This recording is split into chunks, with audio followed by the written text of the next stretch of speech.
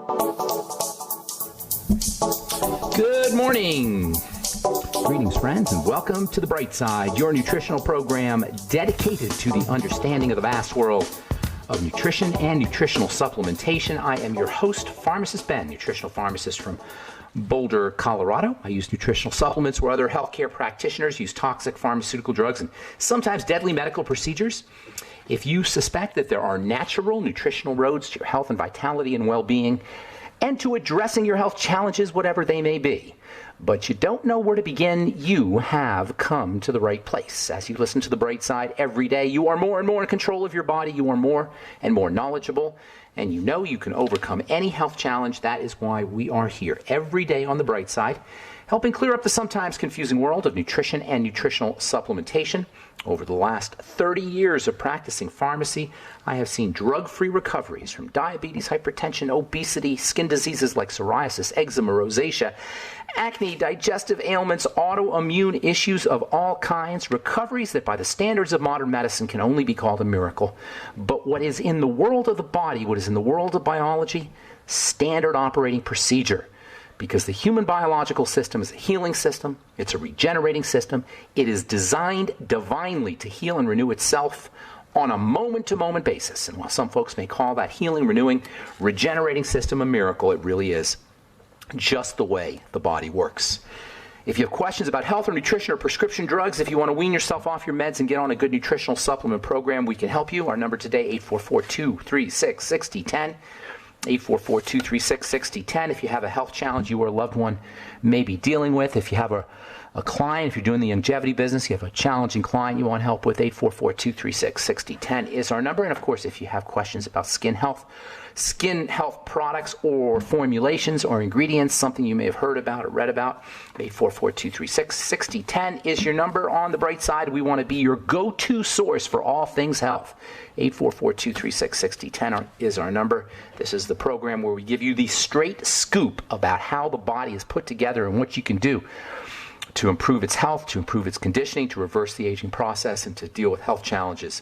844-236-6010 is our number. If you want to purchase any of the longevity products you hear advertised on the program or recommended on the program, please go to my websites, brightsideben.com, pharmacistben.com, or criticalhealthnews.com. You can order products off the website, and of course you can also sign up to join the Brightside Ben team right off the website as well. I want to give my friend Melissa Galladay, nutritional pharmacist, a plug. She's doing her Tuesday morning and Tuesday evening, 10 a.m. Pacific Standard Time, and also 6 p.m. Pacific Standard Time. She does a health call, you'd call it. You can dial 408-638-0968, 408-638-0968, 10 a.m. Pacific Standard Time today, every Tuesday, and 6 p.m. Pacific Standard Time today and every Tuesday.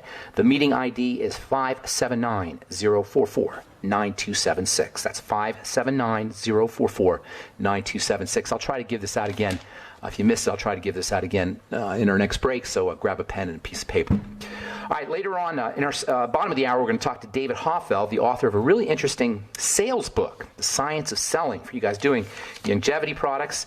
It's got some interesting science stuff in it. It's also about selling. It's a pretty darn good book for anybody who's into not just sales, but also business or even just personal relationships. We'll talk to David Hoffeld in the bottom of the hour. Get your calls here in our next segment at 844-236-6010. All right, so we're talking connective tissue, the stuff that weaves us all together, that knots us all together, all our cells, our structures, our organs. It's all put together. It's all connected via web.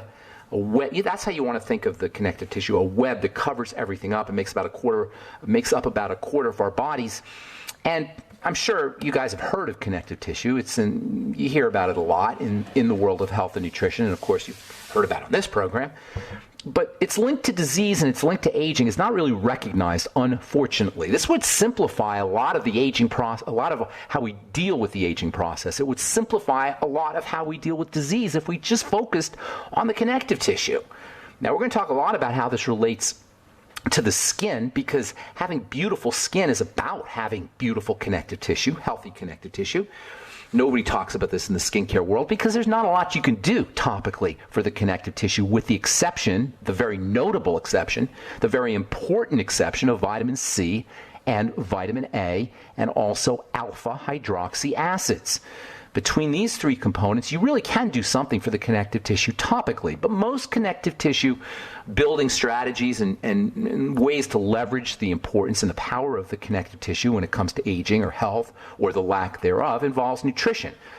But because we don't really see how the connective tissue is involved in all the different parts of our bodies, we really underestimate the power of connective tissue building nutrition and connective tissue building strategies in general. We underestimate the power of glucosamine. We underestimate the power of high hyaluronic acid. We underestimate the incredible power of vitamin C, without which you cannot make connective tissue. And even if you have some vitamin C, but you don't have enough vitamin C, your connective tissue will suffer.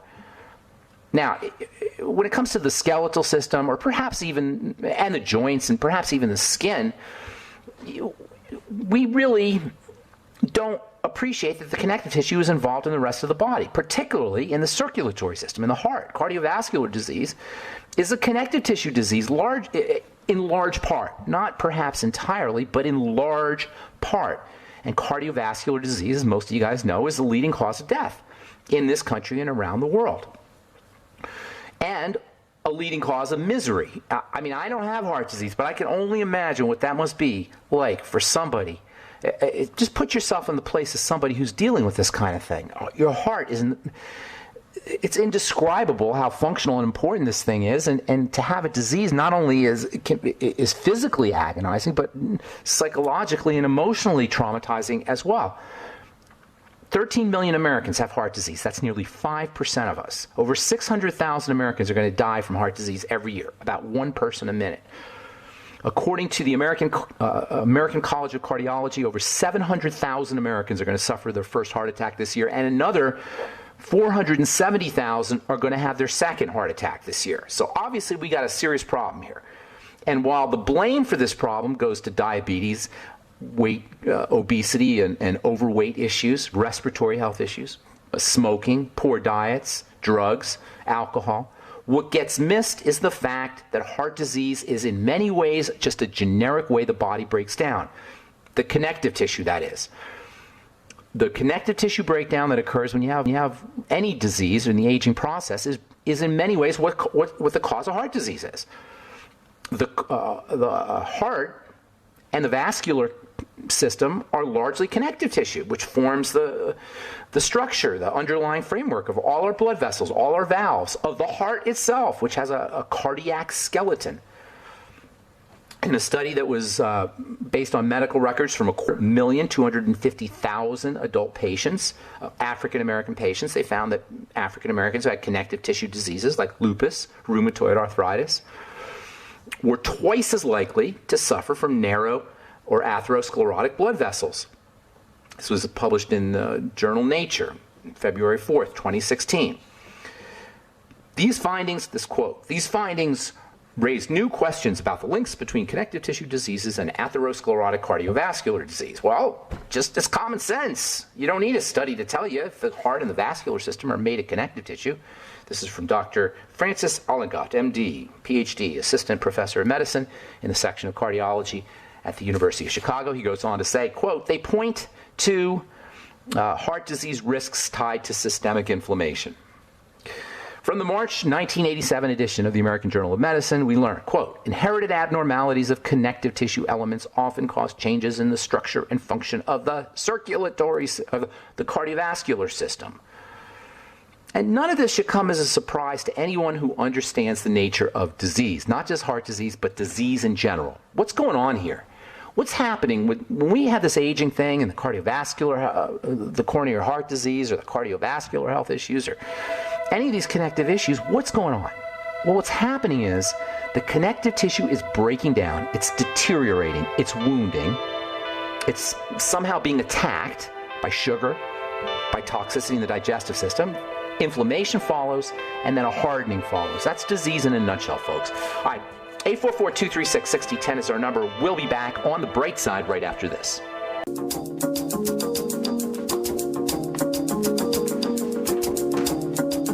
All right, we're back on the bright side, and we do have lines open for you. If If you have a question about the longevity products or true skin health products or anything we're speaking about here today, or a health challenge you or a loved one may be confronting, 844-236-6010 is our number, and now's the time to call. We're going to talk to David Hoffeld at the bottom of the hour about his book, The Science of Selling, an evidence-based book that connects the dots between science and sales. I find this book very intriguing, and I think you're going to like this, especially if you're in business.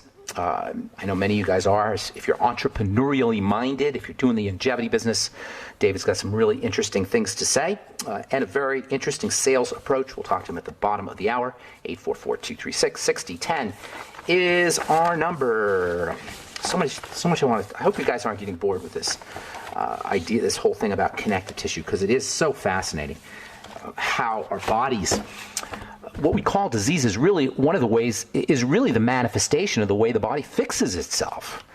What happens is the connective tissue, and this is for almost all chronic long-term degenerative diseases. I don't want to say all, because maybe there's one that's sneaky that I don't know about, but certainly most chronic long-term degenerative diseases and the aging process itself, and definitely cardiovascular disease, involves this three-part system of damage followed by inflammation followed by hardening or fibrosis, the fibrosis being the repair mechanism. However, when it happens chronically, that's not a good thing. That's where you get hardening, and that's where you get sclerosis, and that's where you get stenosis. That's where you get disruptions in electrical energy in the brain and the heart, and that's where you get arrhythmias and seizures and Parkinson's and dementia and Alzheimer's. It's all the connective tissue. And nobody's talking about this because there ain't nothing in the doctor's magic bag of tricks that can do anything about the connective tissue. Oh, they can stitch in stem cells, and they can put fake cartilage in, and they can put filters in your blood, and they can put valves and do all kinds of fancy schmancy high-tech surgical techniques, but they can't build the connective tissue. Only God can, through us and our decisions and our actions, through nutritional supplementation, through avoiding sugar, through patching up the gut, which itself is a connective tissue problem, leaky gut syndrome. All the things we talk about pretty much on this program are about building the connective tissue, strengthening the connective tissue. And there's nothing the doctor can do about it. And I'm sorry, if you're going to the doctor for your arthritis, you have drank the Kool-Aid. I don't mean to offend anybody. It's not what I'm doing here. I'm not attacking you. I'm just telling you, you drank the Kool-Aid because there's nothing your doctor can do except do some kind of fancy schmancy surgery or reduce the inflammation, which is a protective response. Anti-inflammatories shut down the body's protective responses. Now, I know sometimes you need these things once in a while, of course, but chronic long-term use of anti-inflammatories to deal with chronic long-term degeneration is not a good idea. And that's why even so-called gentle and benign and over-the-counter anti-inflammatories like aspirin and Motrin have disease costs, very significant disease costs, very significant adverse reaction costs. Anyway, we'll continue this discussion tomorrow, and we're going to talk about it for a while. We're going to talk about cirrhosis and fibrosis. We're going to talk about the eyes and fibrosis. We're going to talk about skin health and fibrosis. And we'll do that in the coming days. On the bright side, 844-236-6010 is our number. Let's go to Ohio and welcome Jenny. Good morning, Jenny. What's up? Good morning. I don't know if you remember me, but I'm the person that had the clot. I said thought I had a clot in my foot. Okay. A few weeks ago. So I've had surgery, and it turned out I had, well, I'm just going to give you their label, plantar fibroma with a clot that, blood vessel burst inside of the fibroma. Okay. Now, what's the key word there? Fibroma, right? Mm-hmm. A fibroma is just a fiber body. It's just a clump of fiber. And now this, you said a plantar, right? Yes. So it started on your foot? It's in the top of the arch of my foot. Mm-hmm. Okay. Well, that's the sign that the area is being chronically wounded. That means your body's breaking down. Now, I'm guessing that you're probably in your 40s or 50s, right? You don't have to tell me exactly. 61. Pretty close. 61. 61. Okay, good. So this is just, par for the course. But here's the thing, my dear. It's not just a blood clot. It's not just the connective tissue in the foot that's breaking down. It's everywhere. You're just breaking down. So what you want to do is you want to start to figure out why. Well, you don't even need to do that because you can assume it starts off in the gut. You got to have digestive issues long standing. Okay. So you got to, that's the first place to work. But I'm giving you a picture of what's happening in terms of the connective tissue being damaged, and then your body's repairing it. That's what the fibroma is. It's a growth, basically, a nodule. And whenever you have a fibrotic nodule, you have why would the body make fiber when you think about it? Is the body crazy? Are cells retarded? Are cells just stupid and God made a mistake and the cells just don't know what the heck they're doing? You follow me with my logic here? Why would the cells secrete more fibers? To protect themselves, to protect the body. You follow? So your only question is, why is my body trying to protect itself? Starts off in the gut. All the digestive system things we talk about, first fast for a couple of days, then do a food diary, and write down all your problems associated with certain foods. I'm guaranteeing you've got problems with foods. Guaranteeing you, 100%. You have to have long-standing, probably constipation, because that's what most of us are dealing with, but some kind of long-standing digestive health issue, right? So that's the first thing. That's the first place you got to work. Did your doctor tell you this? Of course not. That's not how they are. That's not what they do. It's not their fault. That's just not what they do. All right, so that's the first thing. The second major food toxicity is going to cause connective tissue damage. The next cause of connective tissue damage is sugar. So you got to treat yourself like a diabetic. It's no accident that degenerative diseases, connective tissue diseases, and elevated blood sugar and diabetes go hand in hand. So that's the next thing, and work with all your blood sugar stabilizing nutrients. And one of these days you guys are going to say, Ben, you say the same thing over and over again. Well, I do. Because it's the same problem. You follow me, Jenny? Yeah, so what are some of those? Selenium.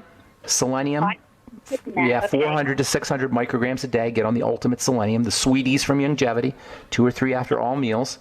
Your B vitamins in generous amounts, especially from the Beyond Tangy Tangerine. Sip on it all day long. Make sure you're using a balanced omega-3 and omega-6 fatty acid like the ultimate EFAs all day long.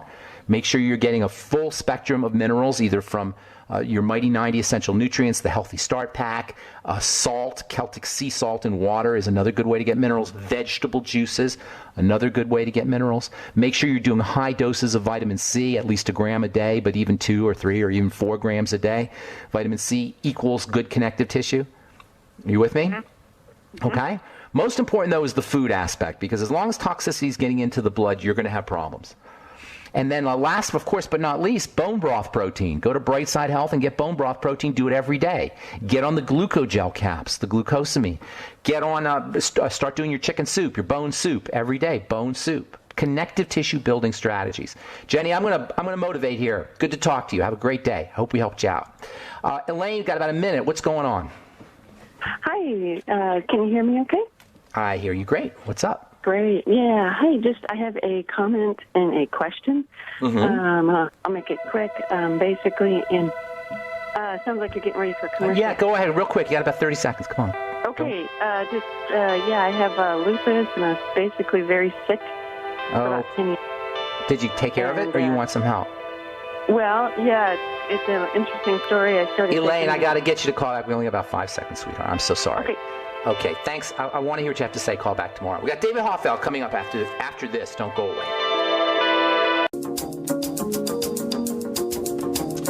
Okay, we are back on the bright side. Thank you for joining us, friends. We're on the air Monday through Friday, 8 to 9 Pacific, 10 to 11 Central Time. This is your common sense health and nutrition show where we cut to the chase about how to keep the body healthy and also how to keep the mind healthy. And I got to tell you, one of my favorite things to do aside from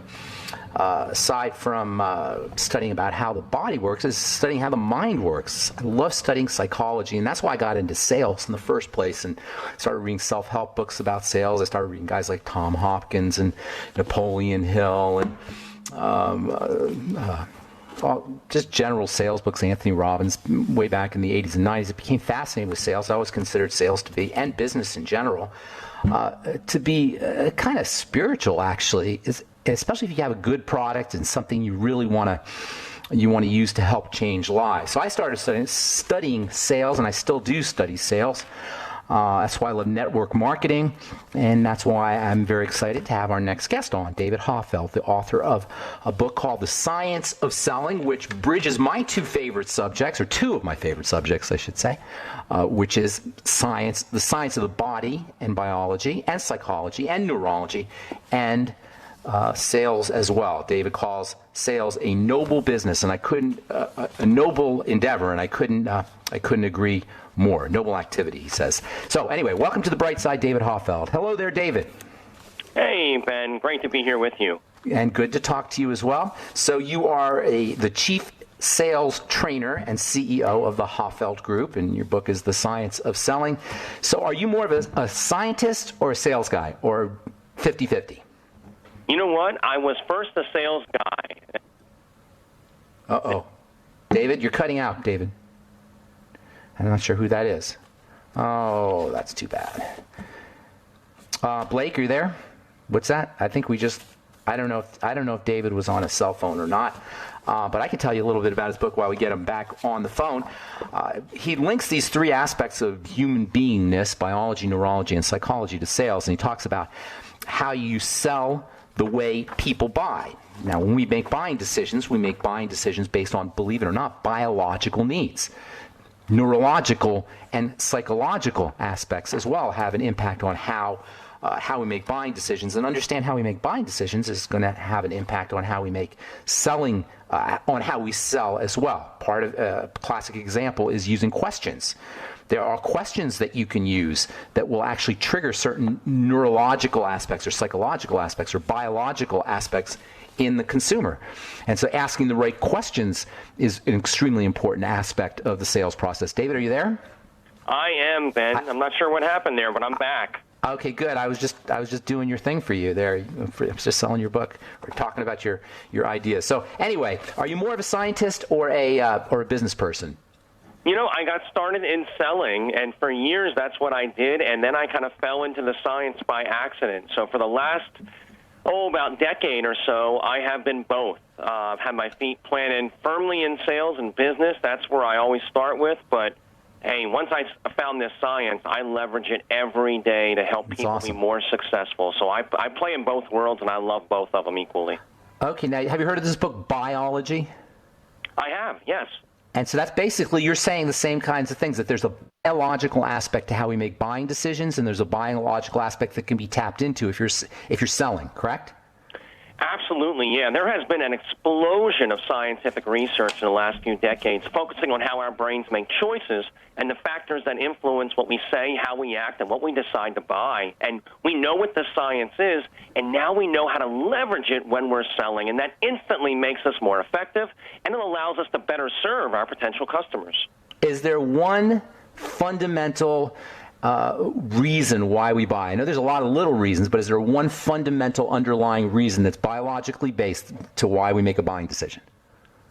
There are many of them. There's not necessarily one. The closest one thing that the science has revealed is that a buying decision is made up of small incremental decisions. So that's how our brain makes a big decision. For us to say yes to a product or service, we first must say yes to certain foundational principles that allow us, that enable that larger decision to purchase.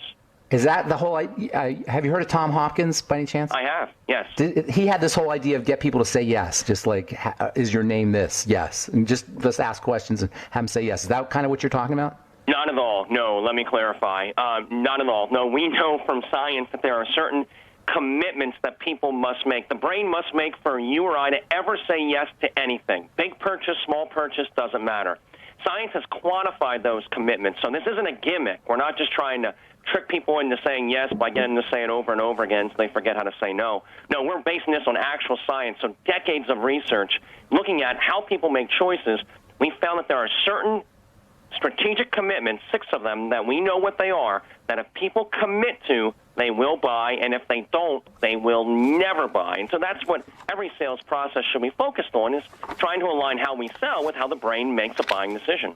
So not gimmicky yeses, but actual yeses in these six commitment areas, if you will. Yes, yeah. This is rooted in decades of research. We can literally talk all day, and I have at conferences, about this topic because there's such depth to it. So yeah, this is not based on my opinions or anecdotal evidence. There are literally hundreds of studies that have delved into this, building one on another and looking at the brain science, and we now know what these commitments are, and that allows us to become instantly more effective.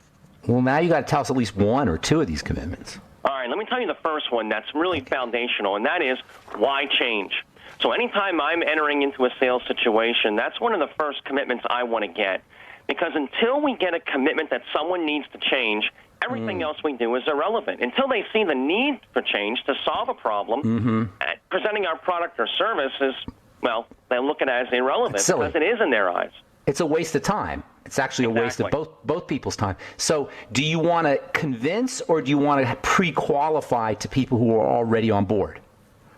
Yeah, depending on the sales environment, qualification matters. So, yeah, you don't want to waste your time trying to sell something to someone that cannot buy it.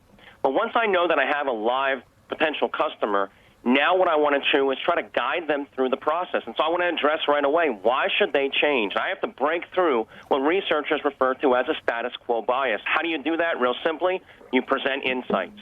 You want to challenge their thinking because oftentimes people don't know they need your product or service in spite of the fact that they might desperately need it. And that's our job, is to break through that status quo bias and introduce insights that compel them to see the need to make a change. So we're in the world of nutrition here on this program, as I was telling you before we went on the air. And a lot of folks who listen to this program are using a nutritional product from a company called Longevity, a company that I represent. And a lot of them are in the business of helping people understand exactly what you're saying, why they need to be on a nutritional supplement program. So in your opinion, is it worth talking to people who are don't know anything about nutritional supplementation, about why they should supplement in the first place? Or is it better to pick people who are already on board with the idea of supplementation and then guide them or direct them into the specific products that we have? Yeah, that's an interesting question. I would say obviously that second group that you mentioned would be far more likely to purchase, but most of us don't have the luxury of only presenting to those people, so we have to engage both of them. Okay, so the first thing is you got to tell people why they need to change. Excuse me. All right, we got to take a break, okay? If you could get into the second or the third thing when we come back from our break, that would be great, David. The Science of Selling is his book. David Hoffeld, CEO and Chief Sales Trainer of the Hoffeld Group. I'm Pharmacist Ben. You're listening to The Bright Side on the Genesis Communication Network. We'll be back right after this. Okay, we are back on The Bright Side. I'm Pharmacist Ben, talking to David Hoffeld, CEO and Chief Sales Trainer of the Hoffeld Group. I told you before our first segment that I was going to read to you these phone numbers for Melissa's lecture. So let me do that real quickly, and then we'll get back to David. Dial 408-638-0968, and the meeting ID 579-0449276. Okay, David, welcome back, David. You were talking about why change. This is part of your 6 whys, by the way. These are the 6 specific questions that represent all the steps that a potential customer is going to go through when he's deciding whether or not to buy. The first thing is why change. So we got to tell the customer why he wants to change, correct? Absolutely. We want to gain commitment to it as well. We want a verbal commitment that they want to move forward because commitments shape future behavior. When I commit to something, I now act differently in the future. So we want them committed. Yes. I love absolutely. it. I love it. Okay, good. So second one, the second why. Yeah, the next why is why now? Why should someone do this now? Why can't they wait and do it next week, next month, next year? Whenever. Why should we do it now? So we have to answer that. And one of the biggest stumbling blocks here, Ben, that I'm sure many of our listeners have experienced, I know I have before I learned about it, is when we try to create urgency, we enable what researchers call reactance. And this is a big deal. This kills persuasive messages. Reactance is the feelings of psychological arousal that occur when a person believes that their ability to freely choose is being restricted. It's when you feel pressured, like a person is pressuring you to do something. And when that happens, people don't do it. They instinctively push back, and they reject our message. Why do you call it reactance and not resistance? That's what the researchers termed it as. They named it reactance because it's something innate within all of us. It's actually something that we all feel whenever we're told to do something. I'll give you my favorite example of it that we can all relate to is when we walk past the sign that says, "Don't touch wet paint." Ben, what do you want to do? I absolutely touch it, or I want to. Right.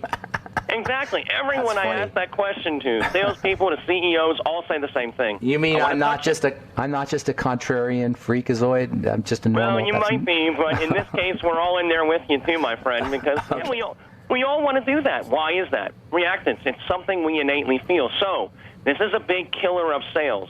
Oftentimes, we're presenting our products, and we want to help people, but we try to get them to do it now, which is important, but we enable reactance. So what can we do? The good news is there is research on this, letting people know that it's their choice. Because good choice or not, people want to feel like they're the ones making it. They're not being pressured. So use phrases like, of course it's up to you at the end of your request. You'll be astounded. One research study found this increased compliance with the request by 400%. And I have seen that in many different sales environments. When people make a request, let people know, of course it's up to you. And people are far more likely to choose in your favor using that statement than not. Of course, I want you to buy now, or I want you to sign here, or I want you to join, but it's up to you. Exactly. That makes them feel that you're not pressuring them, but your request that creates the urgency is still lingering. It's but still now there? they're not feel that you're doing it. So you haven't lost any of the power of your request, of asking for the deal, so to speak. Exactly. You're not letting anyone off the hook. If you structured your request well, that still lingers. That's often people get tripped up. They think, I'm letting them off the hook. No. What you're doing is you're reducing reactance. And if you don't, instead of seeing the request, they'll see you pressuring them, and they'll push back. That's very clever. That's a nice strategy for working with your kids, maybe. It works. You know what? A lot of these things that I have in the book, surprisingly, is exactly how I used to get my kids to clean their room. It's good parenting skills. It is. Well, that's interesting. You know, that's an interesting aspect because did you ever hear this guy? I think his name is Eric Byrne. He wrote a book called Games People Play, about how there's the adult-adult relationship, adult-child relationship, and then parent-child relationships. There's different combinations of parent-child-adult. Have you heard of this? Games People Play? I've heard of the idea. I have not read the book. It came from pop psychology in the 1960s. So what you're talking about is using the sales-customer relationship in a parent-child kind of way? Yeah. In some ways, I mean, we're leveraging science to kind of guide people, to influence them. In a parental kind of way. Not in a necessarily manipulative way, but in a helpful way, the way a parent helps guide things to. Absolutely. Yeah. Very interesting. Absolutely. Okay, now, so why number one is why now? Why why change? Number two is why now, and then number three, what's the third one? The third why? Yeah, why your industry solution? Why can't someone do this on their own? Why can't they avert your entire industry and just figure it out on their own? You know, eat more healthier foods. Why do they need supplements? Right. So why is that? I need to answer that, because if not, that's a competitor we often don't look at. Those outside of our industry, we have to address it. Otherwise, it'll cost us the sale. You know what's interesting is sometimes people jump right into why number three before they go into why number one and why number two. Are these kind of sequential? Not always. A lot of times there's some overlap. The first one is always the first one. Why change? If you don't get that, everything else is kind of irrelevant. But then a lot of them happen overlap. Like the next one, why you and your company. Oftentimes that'll happen with number three. It depends on the sales environment and the customer. You kind of customize this for them, but you want to get commitments to all of them. Sometimes with overlap, sometimes they're unique and individual. Okay, so why your industry, in our case, why you'd want to supplement, why you and your company, that's your why number four. That would be why you want to do business with longevity, why you want to participate in longevity. Then what? Why number five? Why number five is why your product or service. Okay, I like you, I like your company, but why do I want your product? Why would I want this? Why am I going to spend my money on that? You have to answer that. And there's some really neat ways from science to do that. Okay, so last one is kind of interesting because that seems to me to be the last major sticking point and maybe the most important, where the bottleneck would occur. Tell us about why number six. Absolutely, you're spot on. That is usually the last one, and it often is a big sticking point that we often overlook. Why spend the money? This is what I found in the research. People would often make all the other commitments, but they weren't willing to move forward. And what this looks like is they're looking at buying your supplements or buying a new couch. And you can only do one. We only have so much money. So now you're competing with a couch. So how do you do that? Well, the good news is we know exactly how to do it. And you need to address this, because oftentimes you'll lose sales out not to something similar to you, but to something totally different that they have to choose between. Okay, so now your job as somebody who's trying to make a sale then is to somehow show them why they want the supplements and not the couch. Now you're saying there's some science behind that? Exactly. What I recommend doing and what the research shows is you want to leverage what's called fear of loss aversion. This is extremely powerful. Research shows that it's even more powerful than talking about what you're going to get at a 2-to-1 ratio. So we're often really good at that when we present our products. You're going to be more healthy when you take these supplements. That's great. That's a gain. What are they going to lose if they don't? Focusing people on that and asking them questions. If you didn't move forward with this, what do you think the detriment might be? Well, then let them tell you. Don't tell them. Ask them questions. Let them think about it and then verbalize with you. That's going to nudge them in your direction and away from that couch. Now, hang on, though. So let me understand this. Fear of loss is more powerful than anticipation of gain? Desire for gain, yeah. The research shows that about a 2-to-1 ratio. It's much more powerful. And if you can get the customer to articulate what that fear of loss is, it's more powerful. Yes. Instead of telling them, you want to ask them questions because I want them to think through this. And that's what these commitments do. They guide people in thinking through and then verbally responding to your ideas. Okay, now a lot of this, and we're not going to get a chance to talk about it because we only have about a minute, so for the listeners who find this intriguing, which I do myself, The Science of Selling, David Hoffeld, The Science of Selling, probably get it anywhere. We're not going to get a chance to talk about the emotions that are involved with all this, but I think that is probably, to me, that seems like it would be the most important aspect. Everything we've talked about so far is rational and kind of mental, but the emotional aspect seems like it would be much more powerful, and in your book you've come up with several ways that you can leverage a buyer's emotional states, correct? Absolutely. And that took me years to figure out. A lot of research on how powerful emotions are, and the research also now tells us exactly how we can engage people in ethical ways, because if you don't engage their emotions, you'll lose sales because of it.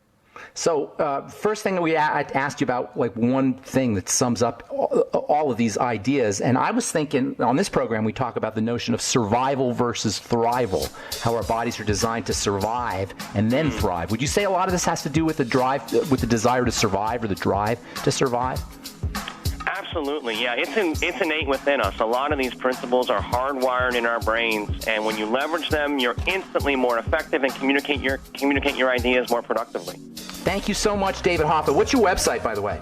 HoffeldGroup.com. HoffeldGroup.com. Okay, there you go. HOFFELD group.com. HoffeldGroup.com. The book is The Science of Selling, David Hoffeld. Thanks, David. We'll talk again soon, buddy. I'm Pharmacist Ben. Thanks for listening to The Bright Side. Have an awesome, wonderful, beautiful, spectacular day. We will talk to y'all later. Bye for now.